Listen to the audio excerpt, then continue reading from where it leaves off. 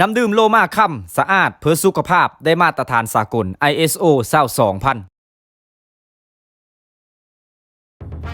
ทาดาเป็นซื้อของเทพที่ชาวผู้ไทยนับถือกันมาตั้งแต่ปู่ย่าตานายเป็นเทพที่คอยปกปักรักษาลูกหลานเลิศผู้ไทยเฮออยู่เย็นเป็นสุขและคอยซอยเหลือลายสิ่งลายอย่างสำหรับคนผู้ไทยแล้วทาดานั้นก็คล้ายกับเทพซูสสำหรับชาวกรีกเลยแหละสำนักงานใหญ่ของทาดานั้นตั้งอยู่ที่บ้านนาเตอร์เมืองวิลาบุรีแขวงสวรรณเขตสถานที่แห่งนั้นเอิ้นว่าหนองทาดาเป็นหนองน้ำจืดขนาดใหญ่เติบมีลักษณะเป็นวงม่นคล้ายน้ำซางขนาดใหญ่หนองน้ำแห่งนี้สุดแปลกประหลาดมาตั้งแต่อดีตการจนถึงทุกมื้อนี้น้ำในหนองเควใส่ตลอดปีมีว่าฝนสิตกพายุสิเฮาก็มีเคยเพิ่มขึ้นหรือขุ่นหมองแต่มันจะใส่อยู่แบบนั้นตลอดปีหรือปีเลอที่ฝนแรงสุดๆระดับน้ำในหนองก็มีเคยบกลงยังคงอยู่ซ้ำนั้นใส่แบบนั้นแต่น้ำในหนองแห่งนี้จะขุ่นแดงเพียงแต่7มื้อใน1ปีนั่นก็คือมื้อเดิน3เอาไม่3คำซึ่งเป็นมื้อบุญควันเข้าของเผ่าผู้ไทยพอแต่ถึงมื้อนั้นฝนมีตกฟ้ามีลงแต่น้ำในหนองนั้นจะ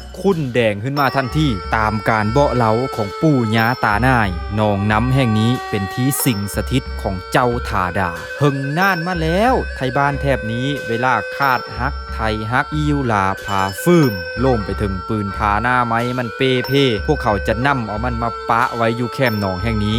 แล้วเอิญขอเฮอเจ้าทาดาขึ้นมาแปลงเฮอเสามือต่อมาสิ่งของที่เป้เพ่เหล่านั้นมันจะกลับมาเป็นสภาพเคิงไซที่ใช้งานได้ปกติสภาพดีโดยเฉพาะพวกปืนผาหน้าไม้เมื่อเอาไปเฮอเจ้าทาดาแปลงแล้วเอามาใช้นั้นมันจะยิ่งทั้งแม่นทั้งหมานเป็นแบบนี้ตั้งแต่เริ่มมาจนกระเท้ามือหนึ่งโสงเดิน3เอาไม่3คำมีไทยบ้านผู้นึงคึดดื้อเยอะลองดีกับเจ้าทาดาก็เลยเอาหน้าไม้ไปปะไว้อยู่แคมหนองแล้วก็เอิญเฮอเจ้าทาดาขึ้นมาแปลงเฮอหลังจากนั้นก็ไปลีซ่อมเบิ่งอยู่พุ่มไม้ผ่านไปมีหึกก็เห็นปลาฝ่าโตใหญ่มาฮือมาโผล่โหขึ้นมาจากกลางหนอง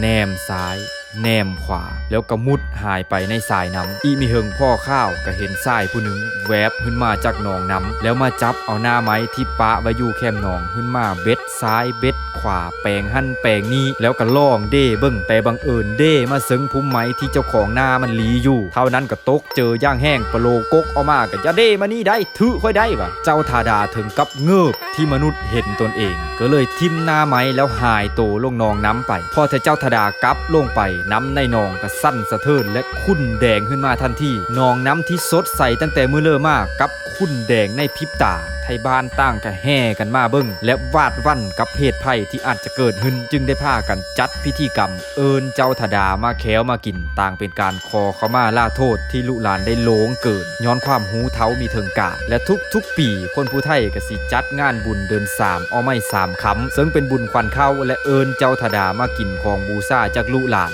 ตามการเบาะเล้าจากปู่ย่าตานายหลังจากที่เจ้าทดาเพิ่นได้หายโตลงไปบ่อนที่เพิ่นสิงสถิตอยู่นั้นเพิ่นก็ได้ตีปลาฟาตัวนั้นเป็นเวลา7มื้อ7คืนโทษฐานที่มันเบิ่งต้นทางมิดี